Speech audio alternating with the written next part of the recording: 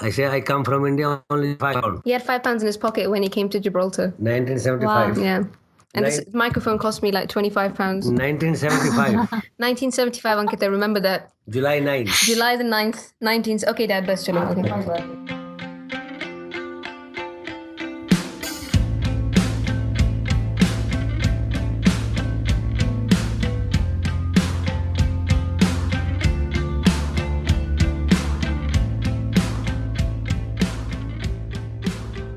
Welcome to the Desi Outsiders podcast. I'm Ankita. And I'm Meenal. And this is the third and final episode of the education series that we started. So if you remember, in episode 4, we discussed our personal stories about how Meenal chose to become a doctor, although she was raised away from all the engineering and medicine madness that happens in almost every Indian household around the time when a kid graduates from high school. And I decided to go into arts and humanities despite being brought up amidst all that madness. In episode 5, we discussed the differences between an Indian and a European school system, which pretty much shaped our initial exposure to education. So we basically went straight to the roots and discussed how we were taught different subjects in school, and we also shared some very interesting stories in the process. Do check it out if you haven't already. And finally, in this episode, we will try to dissect this topic of education in India by mainly discussing the fixation with engineering, medicine, and other quote-unquote professional courses. And we also hope to shed some light on the role of parents in shaping the future of their children. So, Meenal, while we're on the topic of engineering, medicine, drama, what do you think is the motivation behind choosing engineering in our country? Why do people just decide to become an engineer? Because we have this joke back home that if you go into a crowd and if you throw a pebble or a stone into the crowd, most definitely it'll land on the head of an engineer. Because there are just so many of them out there. Ankit, it's very difficult to pinpoint one exact reason why kids choose engineering, for example. But we know there are a lot of factors involved, including families having some sort of validation, financial security, and just mainly for parents to have the confidence that, okay, our child or our kid has gone through the education system, or it's because they have a degree which can secure their future, whether it's financially or within the family as well. In Europe, I think the main reason people choose engineering is because they like it. Because I've never come across any European person who's been forced into engineering. Have you seen the movie Three Idiots, which is based on Chetan Bhagat's... Yeah, I think everyone has seen that. Yeah, and you know Amir Khan's character... Yeah. They show you how from the time he was young, he had this screwdriver in his hand and he would open stuff up and he would try to put it back together. And so he had this natural curiosity for engineering and like mechanics and stuff like that. So I think what you just said about people having a natural inclination for the subject, if you want to relate to that, then this is the movie and this is the character that you should remember, because he wanted to do it from the time he was a young kid. And unlike his friends, who one of them joined the college because he wanted a job as soon as possible so that he could financially support his family. Yeah, and I think one of them wanted to be a photographer as well. Am I right? Yeah, one of them wanted to be a photographer, and his dad said, "No way. We decided from the time you were born that you were going to be an engineer." So I think those three characters basically just sum up all the motivations behind becoming an engineer. You mentioned one of the characters wanted to qualify as an engineer for financial security, to take care of his family. Yes, it happens a lot in India. I think it happened with my own dad as well. He went into accounting, and I don't know if that really was his passion. I don't know, I can't say that, but he had a family to support as well. Now, when you have a family to support and when you have all these things going on in your mind, the last thing would be, what is my passion? I'm not saying in Europe everyone is financially secure. I'm not saying everyone is blessed to be open to choose whatever they want. Some people are under some restrictions. Of course, everyone has their own story, but I think you find it less in Europe. And that's for sure, Ankita. I know a lot of friends who've gone to study engineering, and mainly it was because they enjoyed maths and physics in school. And I think I mentioned this in the last podcast. It does depend on the teachers you have towards the end of your education. If you have teachers who are very good at teaching physics or mathematics, you will start to grow more of an interest in that direction. And as I mentioned, gap years as well. So, I mean, I know a lot of people who've taken a gap year to figure out if they want to do engineering or not. it's a bit different in Europe, for sure. I can't speak so much about what it's like in India. One of my younger cousins is studying engineering, and my own brother studied engineering as well. But I didn't feel they had to do it under pressure because they generally wanted to go into that area of work. My younger cousin, he opens up computers and he fixes it all up, and he's been doing this since a young age. So he was a Shane growing up. Yeah, I guess you can say he was a Shane, yeah. Yeah, because I heard the story from his parents where he didn't even know how to hold a screwdriver when he was like 5 years old. Yeah. And because his dad had a publishing company, they had to bring in this computer. And back in the day when we were 5, a computer in India, I don't know how he even got his hands on one. Yeah. And he brought it into the office, and Shane one day sat down and opened the CPU and tried to figure out what's inside, and he put it back together and it stopped working. Yeah. And when he messed it up so bad, they had to call someone to fix it, and they had to pay a lot of money, but his dad never screamed at him, which Shane believes was one of the biggest encouragements for him to pursue this, because his dad was like, next time learn how to fix it yourself, so go sit with those people and figure out how to do it. And from the time he was a kid, he would actually sit with all those people, but every time he fucked up a computer, Yeah.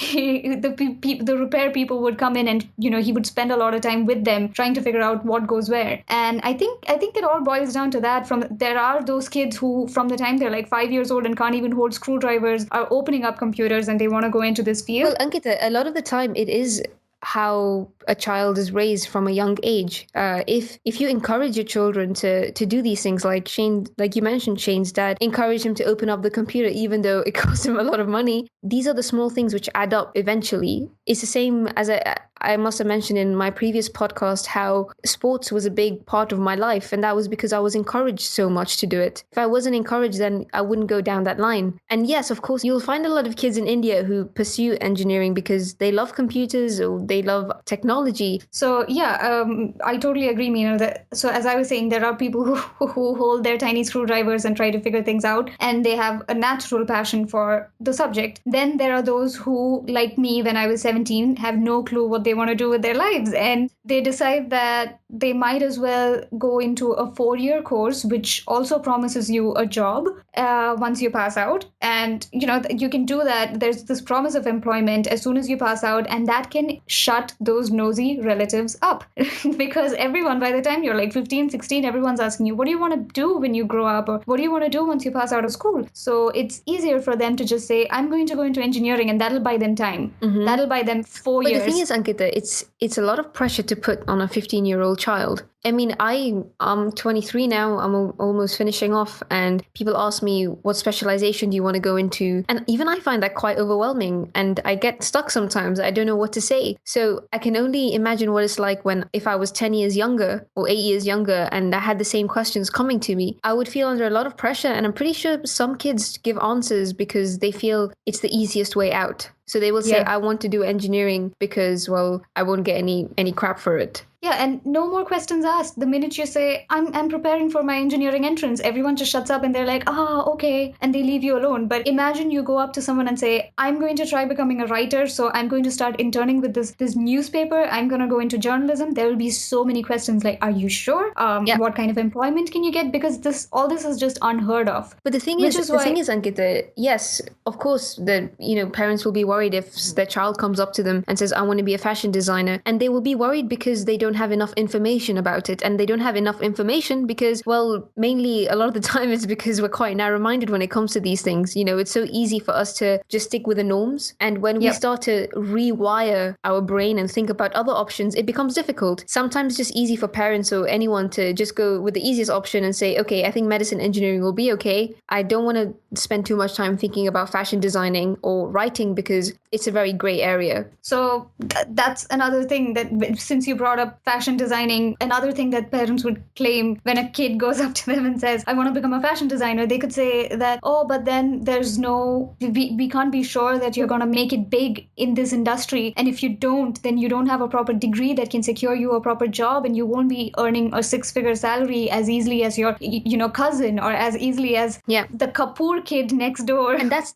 one thing, Ankita, that I'm very happy about, because in growing up in Gibraltar, we had an Indian community around us as well. We had a lot of kids who were studying law, accounting. I mean, I saw them all grow up and I saw them all go into to university, but I never had this pressure on me saying, "Oh, look at his daughter, or look at his son, look at where they have reached." I've never had any of that. In fact, it was more encouragement. It was, "Oh, look, she went to study medicine. Why didn't you go ask her what she did, how she got into medicine, how she studied for her exam?" So it was more encouragement rather than them patronizing me. So I feel that even in our Indian society, there would be a lot of encouragement in terms of, look, that cousin of yours or that neighbor of ours went into medicine. Why don't you go talk to that person and find out how they did it? But imagine if that cousin or that neighbor was me and it picked English literature. Yeah. Nobody is going to send their kid to me and say, find out how she did that, Mm-hmm. So that's the difference I'm talking about, because rebel stories or the deviants, nobody talks about them because we don't want to even give anyone that example. But the deviant stories never get mentioned. But the other success stories of other engineers and other medical students, they get told over and over again. So which is a kind of reinforcement in the minds of their children that this is what you need to do so that we feel proud of you as well. But another thing, since you mentioned that in Gibraltar you had an Indian community and no one really cared what anybody else did, and there was no kind of comparison. I don't know if you ever went through it, because you said this. I don't know if you ever went through this, but in most Indian households, the minute your 10th standard or 12th standard board exam results are out, even relatives and distant relatives and family friends that you've never even met or you have nothing to do with, they will also call to find out how well you did. Actually, I've seen it in my own family, actually, Ankita. I know that I have two cousins who are the same age, Right. maybe just like a few months apart. So obviously they're going through the same years in school as well. And so they're close cousins. So they're first cousins. And if one gets a result, when they get results on the same day, neither of them will phone each other. Now, if I had a cousin my age, this is what I would hope at least. I know it's easier said than done. So if I had a cousin my age and we're going through the same years in school, I would try and encourage them, and I would try and work as a team rather than find the other person as a threat. And it's really funny because when I go back to India and I have to ask them separately, even if they're in the same room, I have to ask them in two different occasions because they feel like they're being exposed by saying their results.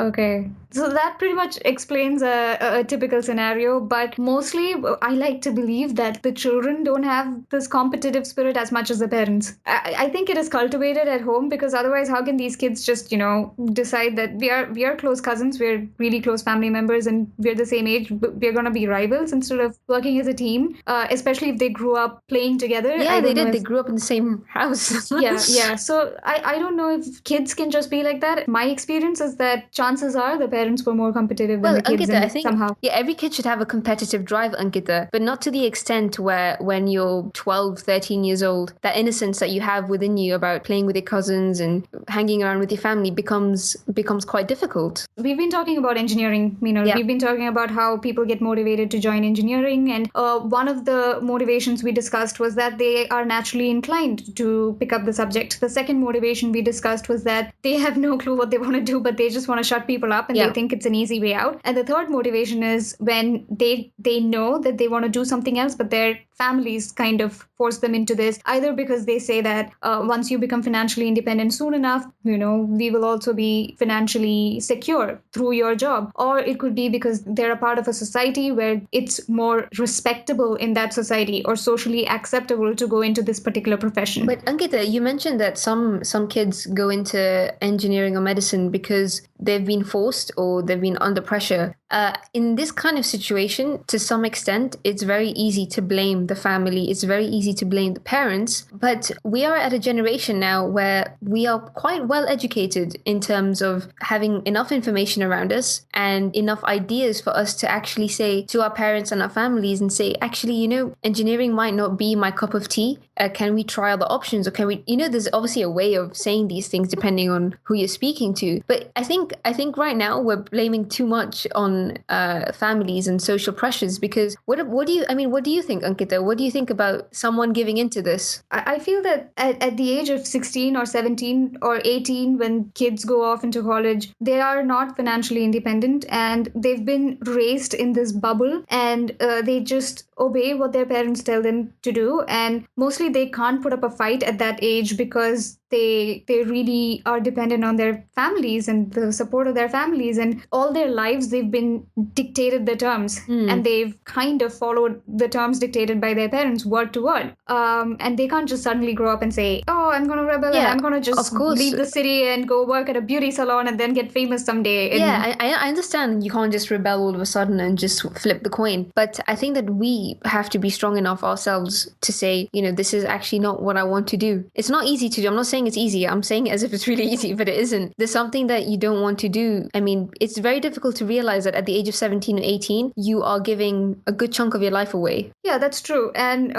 it's not just with this engineering is what I was trying to get at, because, it's the same with medicine and law and CA and all of these other difficult / socially acceptable / respectable in the society sort of jobs in our country. And did you know that CA has been a trend in our country? Well, Ankita, chartered accountant. So CA is chartered accountancy, right? Yeah. And is this a new course that's been introduced, or has it always been CA as a degree available in India? Because I've only been hearing it recently. Recently, because this whole movement regarding how parents are forcing their kids into engineering and medicine, it's been talked about a lot. Right. So now what parents kind of do is, force their kids into CA, because once you get your certification, you can earn like 6-figure salaries and stuff. But Ankita, you say once you get your qualification. I know a couple of people who've spent years trying to pass this exam. I don't know the severity of it. I don't know how difficult it is. I've never been there in that situation. Oh, I know, Meenal, because the hostel that I was staying in when I was studying, it was not a college hostel. So we had children and people and students and working women and everyone from all walks of life. And a lot of these people were pursuing their CA certification.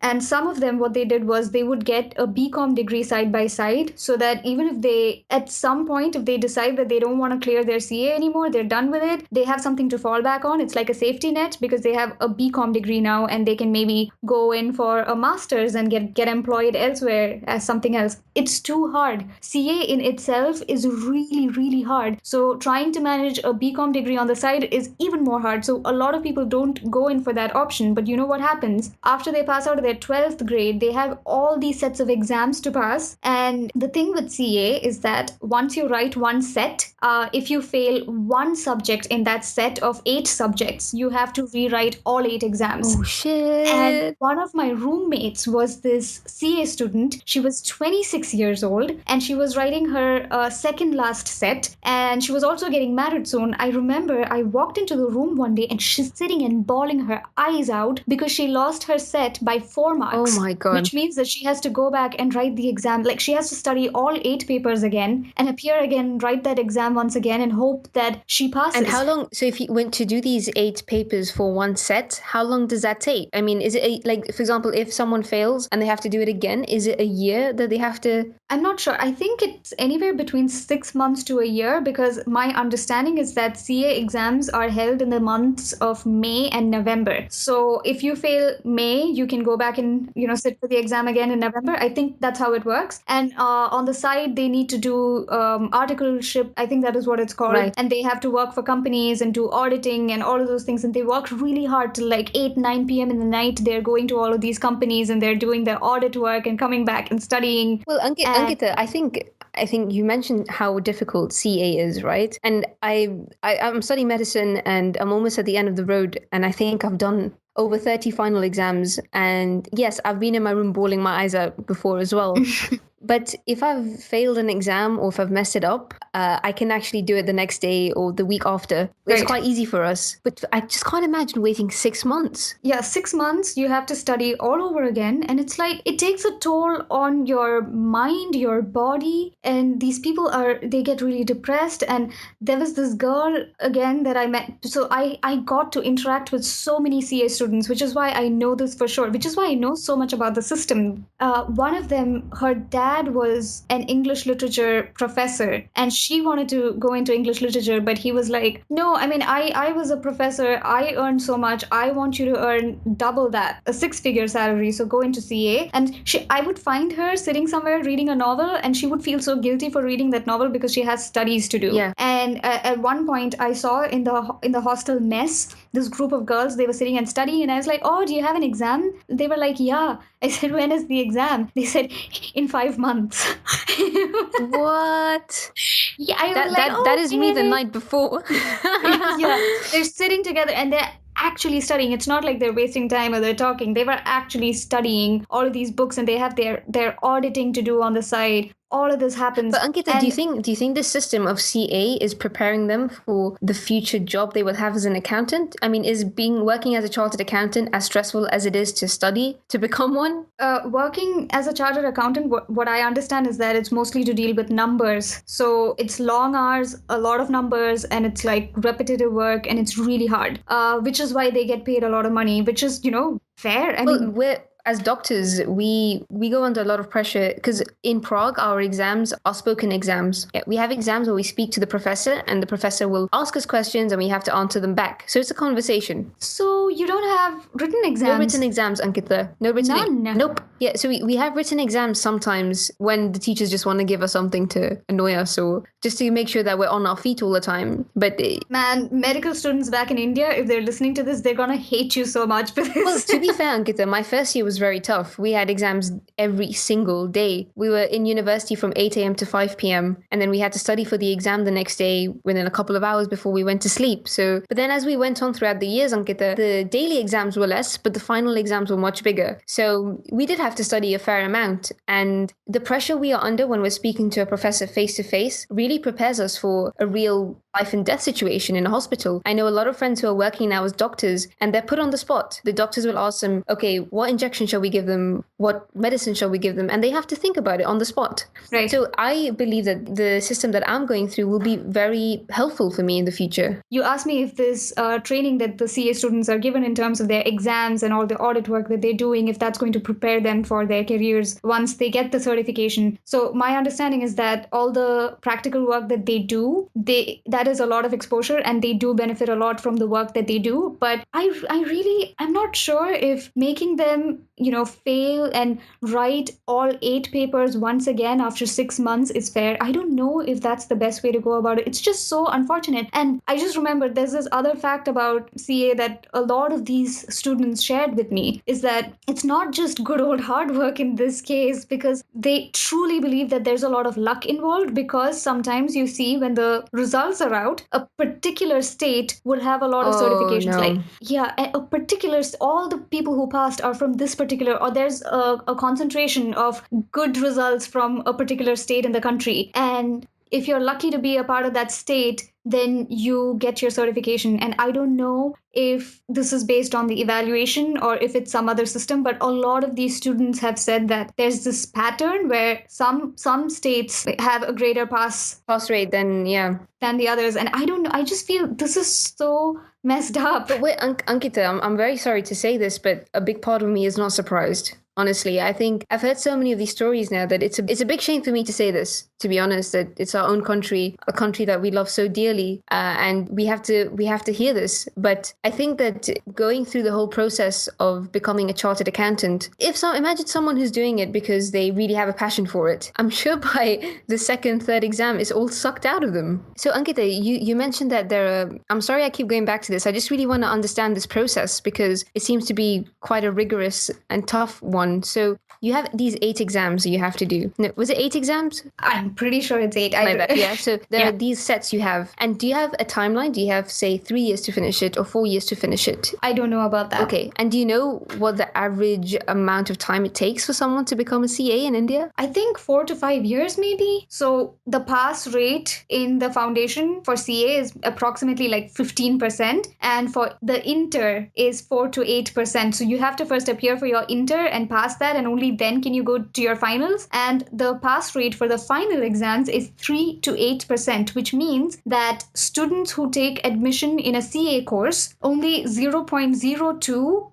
0.09% actually pass the CA exam. Wow. In November 2013, for the final CA exam, the pass percent was merely 3.11%. Now, Ankita, this is a ridiculous stat that you've just presented to me. And do people know this before they enter CA? Well, I don't know. I didn't know this. I was not doing CA, but I just looked it up, and this just, if I were an aspiring CA student, looking at these stats would totally put me off, and I'd be like, Ankita, before I came into medical school, specifically this medical school, I looked up pass rates. I looked up how, because obviously each school, each university is different. And yeah, it was quite a shock to me when I saw what the pass rate was in this university. But I'm sure if I saw different figures of stats, I would be like, see you later. Go and find something else. Yeah. So seriously, Meenal, if I were an aspiring CA student, if I saw these stats, I would totally I would decide not to go into that. It would be really interesting for our listeners now to let us know about these things, because you went into CA. Let us know. I mean, did you go into CA because you wanted to? Did you know about these stats? Did you start off CA and move into something else? Do you regret going into CA? It'd be really interesting to know, because especially, maybe not so much for Ankita, but for someone like me, we're not exposed to these degrees like BCom and CA. So it's very interesting for us to hear about these things.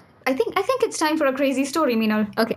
Story time. Now, this is one of the most heartbreaking stories that I've ever heard from a CA student that I've had, the opportunity to interact with, because as I mentioned, I was staying with all these people. She told me how she was a good student. She was intelligent, this girl. She's smart. And because of that, after her 12th grade, her parents just said, okay, you're going to CA, you're going to do CA, and you're going to earn this much money once you get your certification. And she decided to listen to them, and she went into this subject. And in the first year, she passed her exam, and she got really good marks. Like, she was, I think, an all Kerala 5th rank holder or something like that. And everyone thought, wow, she's doing so well. This was the right decision. But she went up to her parents and said, enough is enough. I can't do this to myself anymore. I cannot do CA anymore. I passed because I studied, because I'm capable of studying, but I can't continue. And her family was like, what do you mean? You're doing so well. You can't back out now. They did not let her back out of her CA course, and she had to continue. And towards the end, she was pretty much our age. She's 25, 26 years old now. And towards the end of her course, she decided that this is it. She can't do it anymore. And she's not been writing her exams anymore.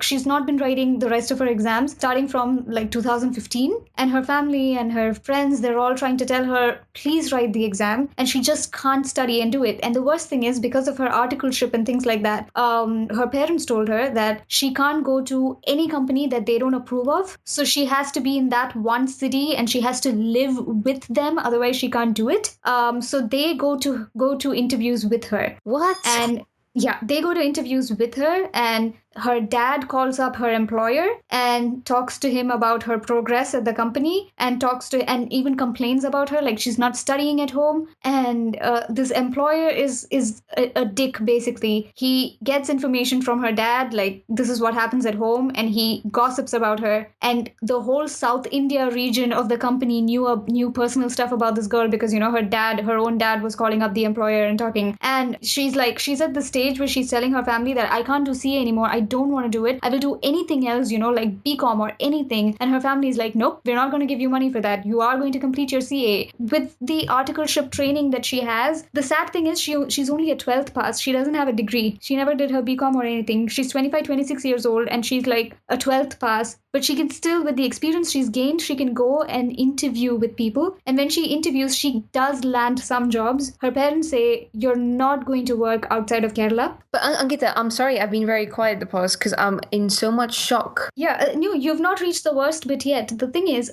her family is like, you can't work outside of Kerala. And even if you do get a job outside of Kerala that is well paying, we're going to move with you. What? Okay, that's not even the fucked up part. The fucked up part... There's more? The fucked up part is that she has a younger brother who's still in school. Oh, don't tell me about it. And they're like, that's okay. He can go to a new school, right? And the even more fucked up part is that they have no means of income if they move to this new city that they want to move to, simply because their daughter landed a job there. So she will have to support all of them. Their plan is that this girl child of theirs is going to support all of them, because they just can't trust their daughter enough to let her move to another city for a job that she landed on her own merits. Wow, okay. It took me a while to digest that story, Ankita. Yeah. There's a lot of things we can talk about here, but I keep telling her, call the cops, because this is insane. And she says, I really want to study something else. I want to do a degree abroad and I know which You college see, I want to go Ankita, to. the thing is that if you look at someone in her situation, for her right now, it's very difficult because she's. Oh, no. I just remembered there's more. Oh, there's more okay. to the story. There's more to the story. The fact of the matter is that she was a really good student when she was in school, and she wanted to go into marine biology. And she showed me her notes and her stuff from when she was still in school. And she would, color code her notes, and she was really good in biology. She used to study really well, and she would color code everything and make her notes pretty. And she's the one who taught the rest of her classmates right before the exam and all that. And she told them that she wants to go into marine biology, and they said, no way, it's not going to earn you a 6-figure salary. And they forced her into CA, and she said yes. And now she desperately wants to get out. She wants to do any other degree. And trust me, Meenal, this girl is so smart. You put her anywhere, she's going to succeed. Yeah. She's going to study, and she's going to, find a way for herself to succeed. But they're not letting her do that. They're like, we won't let you study. I mean, we won't pay for your education unless and until it's for a CA degree. We are quite confident that she's not the only one. God Yeah. knows how many more girls are going through this, but Girls or boys? girls or boys, yeah. But the thing is, Ankita, can you just remind me how old she is? She's 26. I She's guess. 26. Okay, now Ankita, if I was 26, I would be. And you mentioned she's an intelligent girl. Yeah, really. Yes, it's difficult when she's being tied down so badly. And it's like, when you see in those movies where they put a tape over your mouth and hands tied behind a chair. That's what's happened to her. But the thing is, Ankita, if she hasn't helped herself, I'm not trying to say it's her fault. It really isn't. Of course, she's in a very difficult situation. And yes, it's not easy. Now, you've mentioned everything that she's been through. And I'm sure our listeners feel quite sorry for this poor girl. But when I look at it from my side, yes, the emotional stuff, the anxiety, the pressure is all there. But if you remove all that, if you remove that veneer and go down to logic, Ankita, she's a 26-year-old woman. The world is so big. We have information at our fingertips. People are earning money day and night when they have nothing. People go from rags to riches within days now. So you see that, yes, it's a tough situation, but Ankita, you will be the better judge of this. How much has she helped herself? So one thing I told her is that maybe she should just get because she's smart, and if she sits down and studies for these exams and she writes, at least appears for them, because she's now not even appearing for these exams because it's like a hunger strike from her side, and a hunger strike from her parents' side. So I said, at least appear for these exams and clear them, because she's never had a lag paper. She's never had to repeat anything. It's just that she does not appear. So I keep telling her that spend 6 months of your life and write that final paper, get your certification, get that 6-figure salary or whatever, hell out of there. and get the hell out of there. That is one way of helping yourself. But the more I talk to her, the more I realize that she really doesn't want to do that, and she's stuck up with the idea that she can maybe make it big with something else, but she doesn't want to do this anymore. Another thing is that she's kind of depressed. So she says how she eats and she sleeps and she goes back into her room and she lies down and she's not studying anything anymore. So whenever I encourage her to appear for the coming exams, I think there's one in November or maybe there's one in May, she's like, I can't because I'm not prepared for it. I didn't study. So I don't know how you can possibly. Okay, so you mentioned all these things, Ankita, and yes, I get it. It's not easy, and I know because I have family in India. I have cousins in India, and they always say to me that Meenal Didi, it's easier for you because you're away. You live in a different environment, and I get it. Of course, I get it. But I know someone who has gone through something similar, and she's also a medical student here, and it's been difficult with family. It's been very difficult for her to pursue what she wants in her life, but she realized that sitting down and sorry for herself won't get her anywhere. And yes, Ankita, everyone has days and everyone has phases, but ultimately, when you're looking at net profit of your emotions, the net profit should be, I'm going to go out there and do what I want to do. I'm going to go out there and do the best that I can and the best for myself, because you will have negative emotions. You will, as you said, she has days where she's depressed and she's eating Cheetos or Doritos, whatever. We've all been there. I'm sure you have. I have too. But as long as your net output is positive, your net output is something that is beneficial, that's what we should be aiming for. That's what everyone should be aiming for. I mean, in our pilot episode, you asked me if you were my role model, and I said you inspire me in a lot of ways. And I was like, you know why, Meenal? Because you're a medical student and you're doing this podcast. You have like a bandwagon of your websites and your Time Chore and Feminism India and all of those things happening in the background. And potsofindia.com, www.potsofindia.com. Oh, you shameless plug. So it's never to, just because you're doing medicine or just because you're doing engineering or law or CA or whatever, it doesn't mean that you can't pursue your passion and, you can't do the things that you really want to do. One example is this person who's speaking in the podcast right here. Not me. Not me, because I only did what I wanted to do.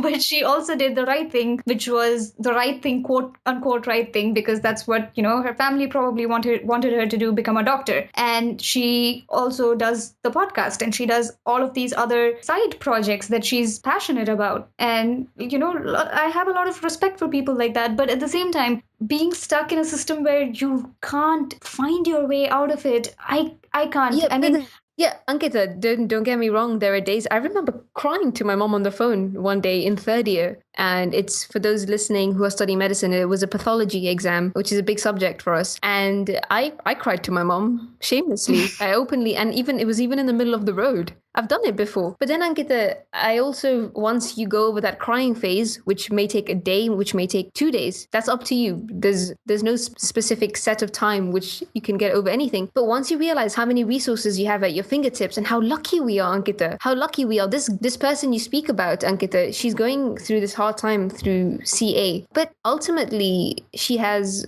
parents who have paid their way through getting her qualified as a CA. I don't know if it's expensive or not. That's actually not really the point. The point is that she has that support system. She has a roof over her head. If she's just sitting down moaning and not picking herself up, I think that's more of a psychological issue that needs to be dealt with. Ankita, my own dad used to study on the lampposts on the street. Like Abdul Kalam.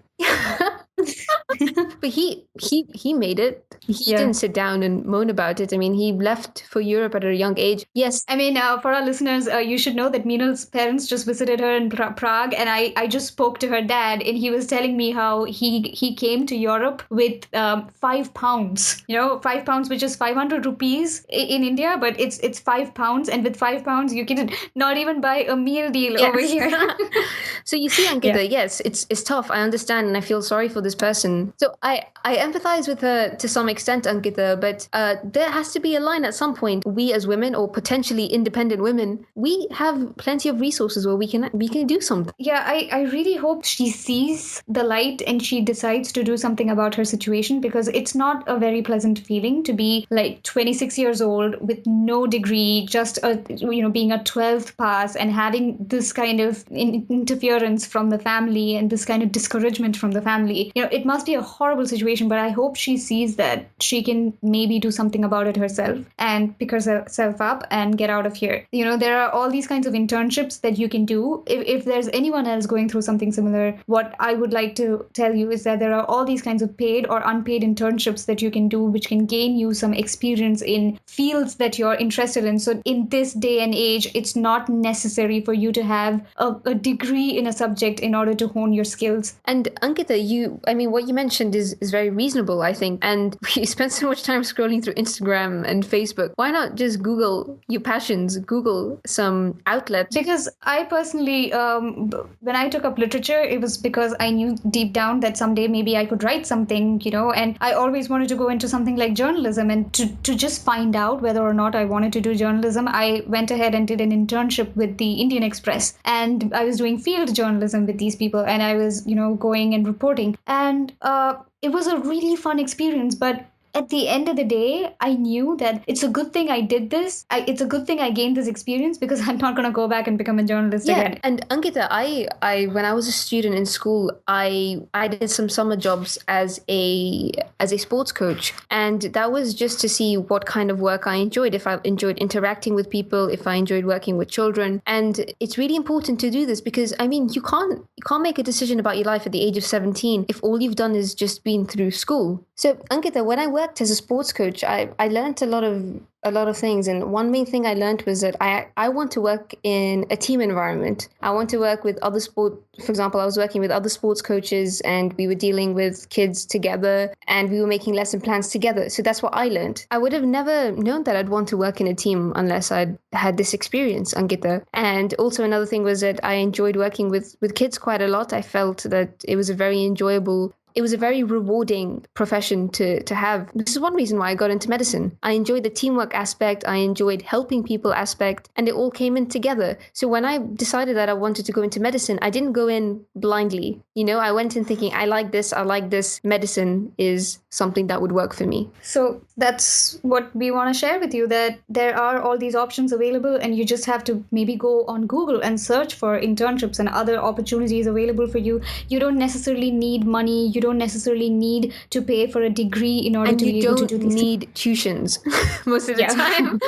You don't necessarily need tuitions also to do well in life. Just look up what interests you and find your niche. But the thing with a niche audience or a niche in today's world is that your niche does not comprise of, say, 100 or 1,000 people. If you go and start putting your work out there, your niche is going to be up to 10,000, 1 lakh, or even 1 million people. So it's a growing world. We're all getting connected. You can always find all these opportunities online. I mean, you're talking to two people who kind of, sort of, we've started made everything a living online. Started making a living online. So it is possible. So do that, and please don't feel that you're tied down by something you're being forced into. Mm-hmm. If you want to go into a profession where it goes against what is considered normal in your society, or if you want to go into a profession where you might be afraid it might not be accepted in your family, then do your research, man. Go online, see what jobs you can have, and present this to your family, because a lot of the time,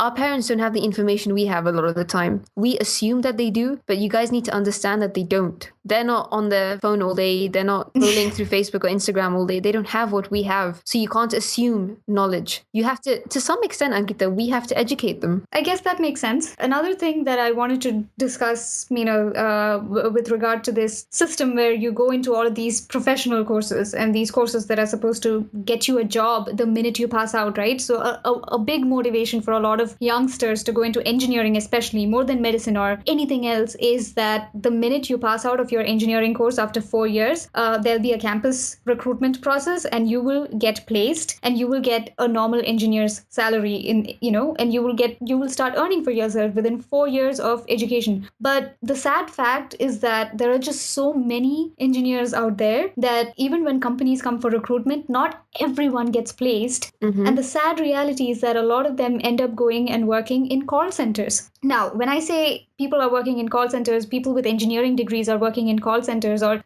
even like McDonald's or whatever, I'm not trashing any of those jobs. Mm-hmm. What I'm saying is that to work in a call center, you do not need a degree. I don't know if our listeners were aware of this, but I think starting from the time you're a 10th pass or a 12th grade pass, you can land a job in a call center. Right. And then what was the point in wasting 4 years of your life trying to get a degree that ultimately landed you a call center job, which you could have had soon after school, the minute you passed out of school? When kids nowadays, I'm only asking because I'm not in India myself, so I don't want to assume any knowledge. But if you have kids who are going into engineering or are considering a career in engineering, do they know that the jobs are limited? It's the same with the chartered accountant thing, I guess. Like, if people know what the pass rate is, are people going in blindly into these subjects? Kind of, yeah, because their brothers did it, their sisters did it. They got jobs in Infosys and TCS. Then we will also get a job in one of those companies, and we'll be just fine. That is a mentality, because a lot of people go into a lot of courses because it's the beaten track. It's the beaten path.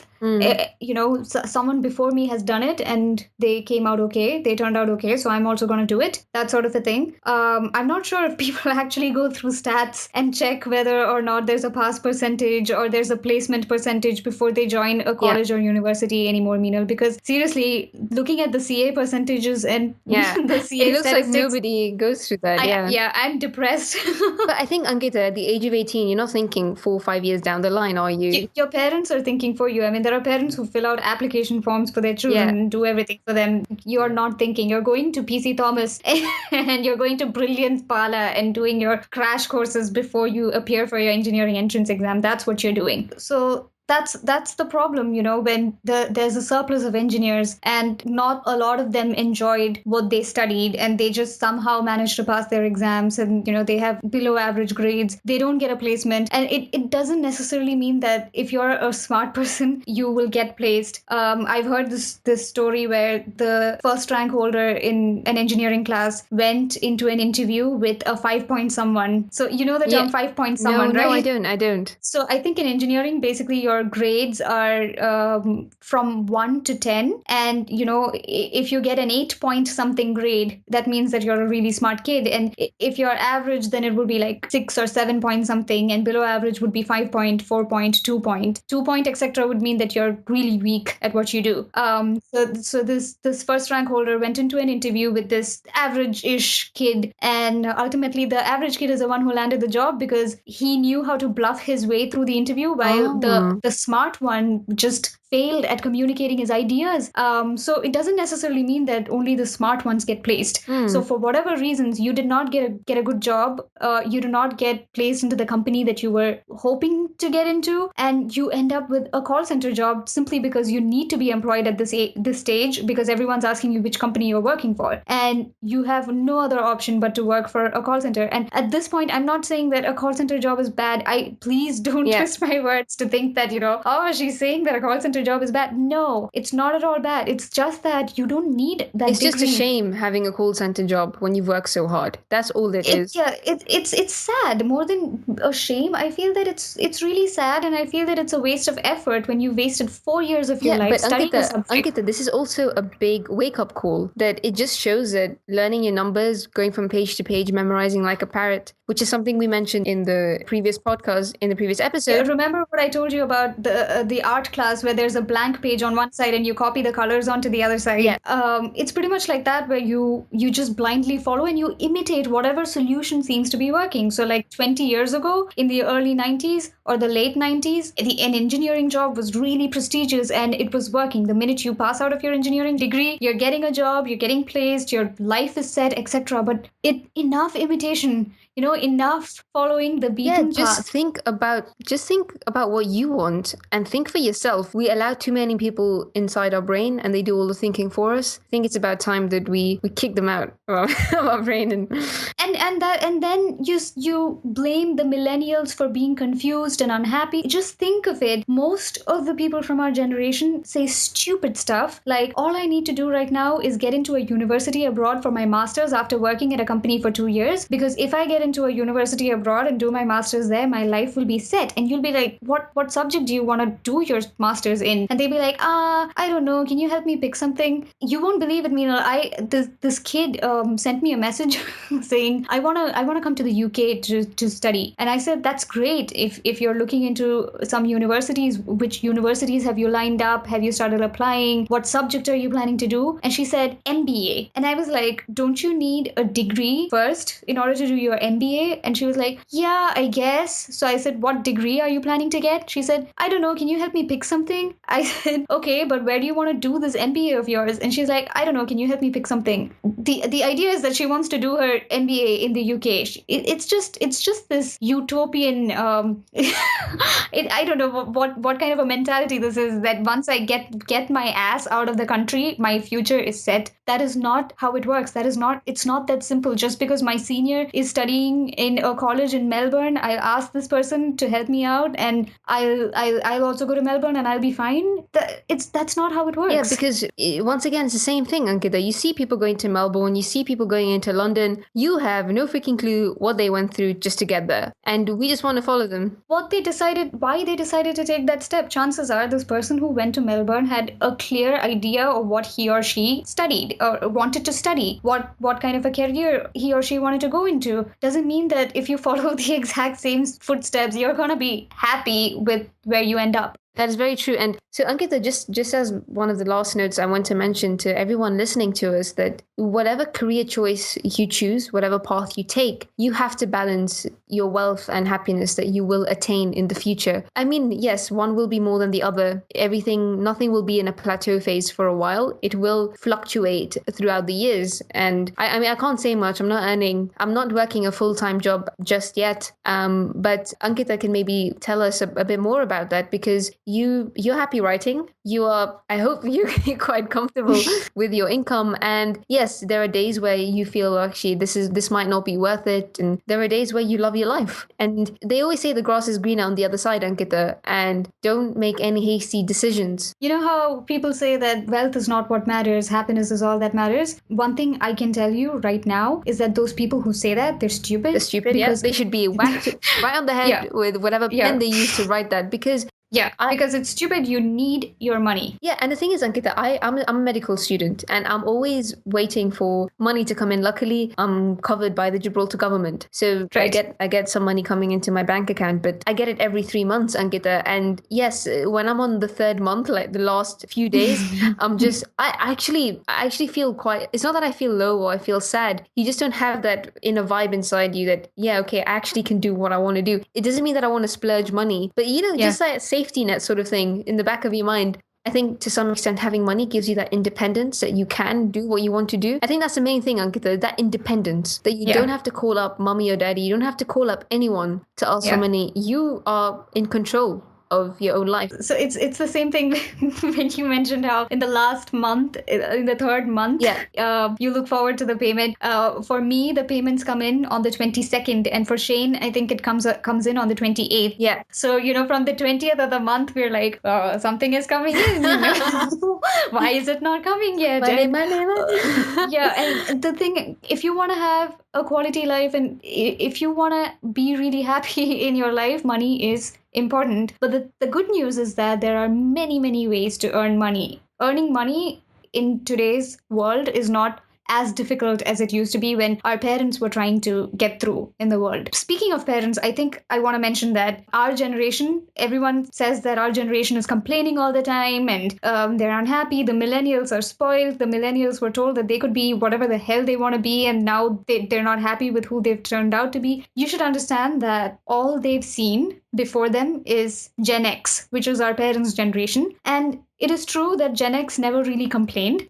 Gen X may have told us all these stories of how they walked kilometers and kilometers to reach their school and how they had one pair of uniform to wear every single day. But while their generation had it much worse, I would argue that they also had it so much better, because all they had in mind at that point was survival. Now, if you think of it, our grandparents' generation were the ones that were alive during the independence. And when our parents were growing up, all they probably heard from their parents was that you need to make it big, you need to survive, right? Some way or the other, our country it's new, our country is fresh out of the British rule, and you have to somehow try and survive. So our parents never really worried about their passions and their creativity and things like that. They just jumped straight into whatever opportunity would help them keep the family afloat, and they did a great job at that. They were really good at making sure that they support themselves, their families, and keep everyone afloat. Unfortunately, the only lesson that they could impart to their children was also the same, but these children were living in better times. They grew up believing that they could be whoever or whatever they wanted to be. That is why the kids finally, they were in for a rude shock, because they grow up and they had it easy because their parents actually worked really hard to keep them afloat. And finally, they come into the real world thinking that I'm going to conquer the world, I'm going to do this, I'm going to do that. And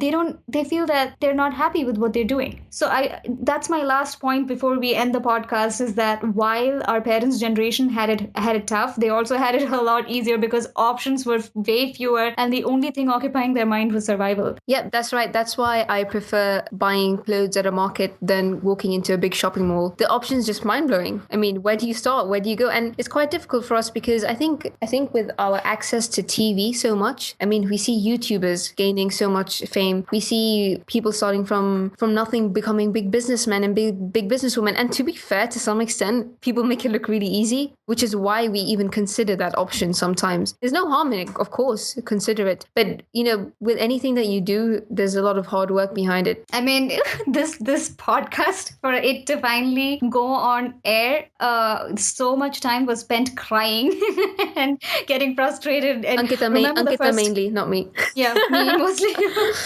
and remember the very first episode that we decided that we are going to figure it out ourselves. We didn't have proper microphones or anything, and you and me tried to record with our phone, and it was such a disaster that Shane had to walk in from the other room and say, enough is enough. You are both getting proper mics and doing it properly. Yeah. So yeah, a lot of hard work goes into every single thing. Keep that in mind, and also remember your options and the thing we mentioned about summer jobs and finding your niche audience and all of the internships and things that you can do. There's always help everywhere. I mean, everywhere you turn your head, you will find help, whether it's on the internet, whether it's your school counselor, whether it's Ankita, or whether it's our podcast. So there will always be someone to help you. You just have to be very proactive in finding it. So there you have it.